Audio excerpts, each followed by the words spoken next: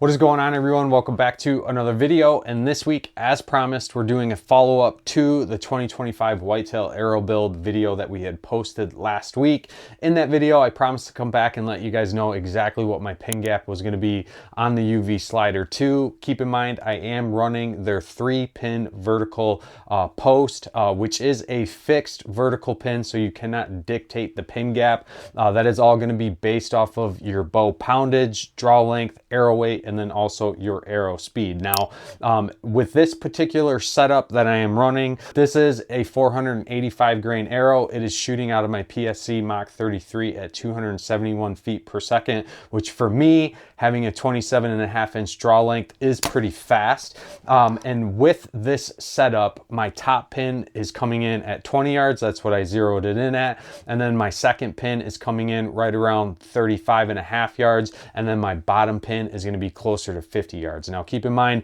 I am not going to utilize that bottom pin in a hunting situation, and I am also not going to slide that sight in a hunting situation to cover the gaps from 20 to 35. And I really want to walk you guys through exactly how I'm going to hunt with that sight, because I get a lot of questions on this, and I also see that there are a lot of people that are concerned when it comes to running fixed vertical pin sights. There's a lot of these that are available on the market. You have the UV Slider 2, you have the Dialed Proof, you have the HHA Nitrix, and then you also have the new Excel driver, which are all available in vertical pins. Personally, that is my preference because I think it offers the cleanest sight picture possible.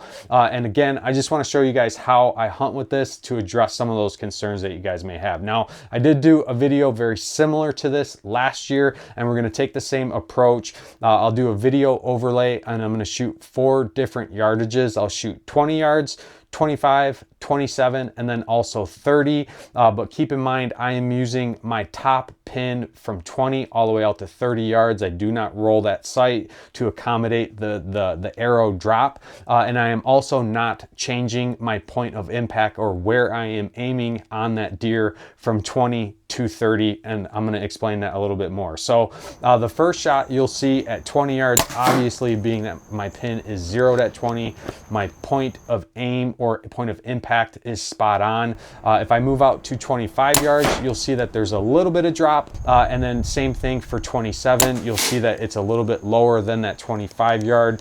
The most significant amount of drop is obviously going to be at 30 yards, but you'll see at 30 yards that the arrow does kind of hit right above the brisket line. Now, obviously at 30 yards, I am expecting that that deer is going to drop a significant amount, and with that arrow coming in lower about that brisket line, the hope is that he doesn't drop so far that I'm gonna either spine it or miss it. Hopefully it drops just enough to where you're getting a clean double lung shot. Now, I did run this setup or a setup very similar to this last year, and the reason that I do it is because it removes a lot of the thought process of what pin do I need to use? Do I need to pin gap this animal?